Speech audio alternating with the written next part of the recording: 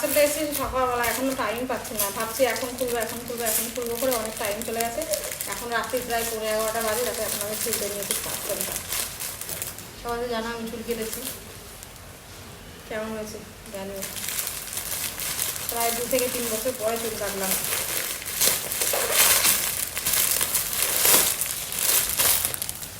ওই কালারটা আমার খুবই পছন্দ ছিল, তো ওই কালারের একটা আমি ধরে ভাবছিলাম নেবো কিন্তু হচ্ছিল না। যাই হোক শেষমেশ নিয়ে নিয়েছি।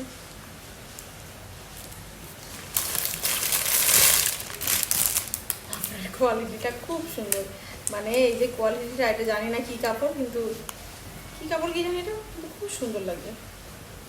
বাহ বাবা বাবা, দেখাচ্ছি করে। এই হচ্ছে জামাটা, এই যে হাতায় কাজ করা আছে।